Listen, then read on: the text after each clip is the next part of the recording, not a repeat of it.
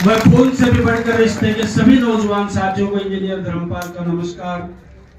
मैं सिर्फ और सिर्फ इस मंच पर कंफ्यूज होता हूं जिस दिन 28 दिसंबर को इस रामकुमारपुरा में इस छोटी सी ढाणी में जब ये शहीद दिवस मनाया जाता है तो उस मंच पे मेरे पास बोलने के लिए कुछ होता नहीं है। सिर्फ और सिर्फ मैं आगंतुकों का सम्मान करने के लिए उपस्थित होता हूं और खड़ा होता हूं।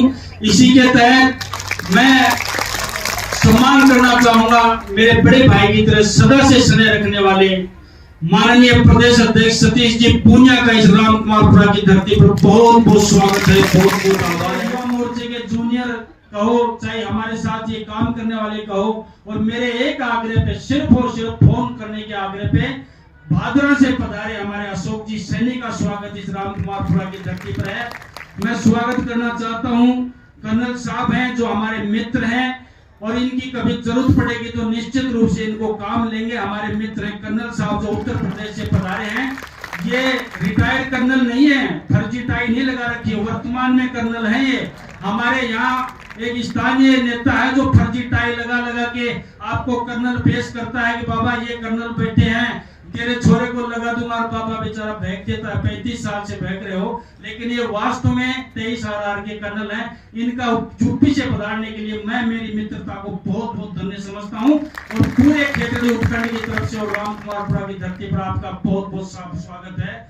ऐसे ही हमारे SM साहब हैं जो हमारे आग्रह पे बैठे पहुंचे हैं। महेंद्र सिंह जी राठौड़ का स्वागत है। सबका ही नाम लेना पड़ेगा भाई साहब, थोड़ा समय लगेगा।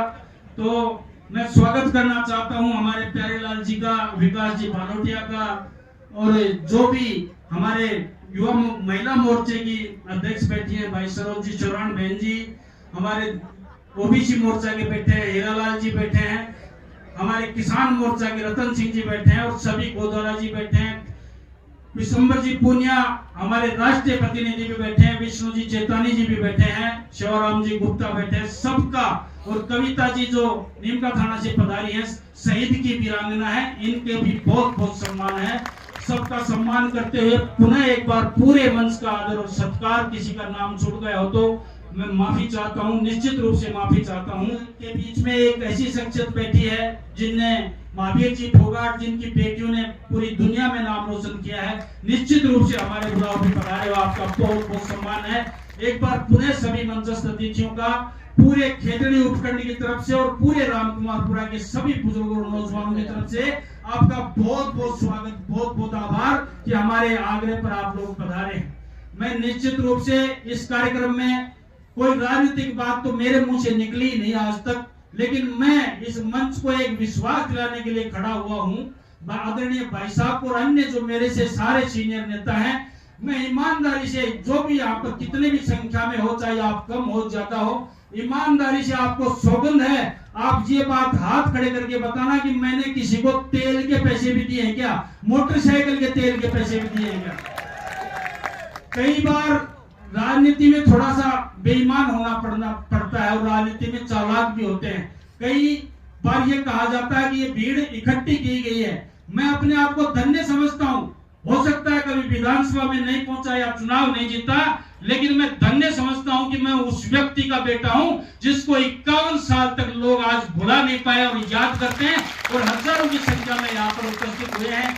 मैं किसी को कोई साधन नहीं उपलब्ध कराता।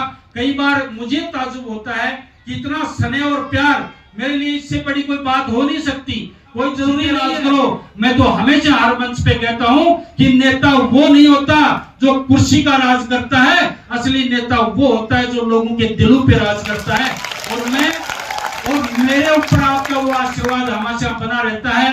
28 तारीख को आप लोग पधारते हो, निश्चित रूप से जो ऊर्जा, जो शक्ति, जो प्रेम, जो आशीर्वाद, जो सहयोग मुझे मिलता है, आप लोगों के लिए जितना मुझसे बन पड़ता है, जो बन पड़ता है, जैसा बन पड़ता है, मैं 12 महीने आपकी सेवा करता रहता हूं। और इसी तरीके से आशीर्वाद बनाए रखें। चुनाव आते हैं, चले जाएंगे, मंच सजते हैं, मंच टूट जाते हैं, नेता बनते हैं, मंत्री बनते हैं, कुर्सियों पे जाते हैं और कुर्सियां खिसक जाती हैं।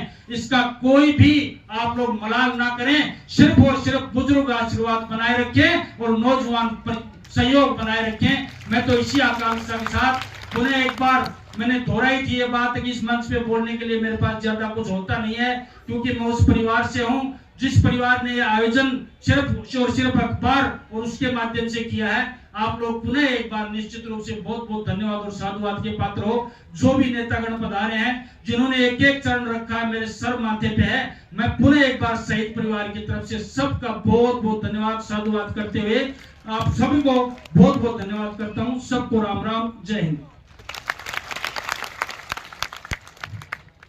भाई धर्मपाल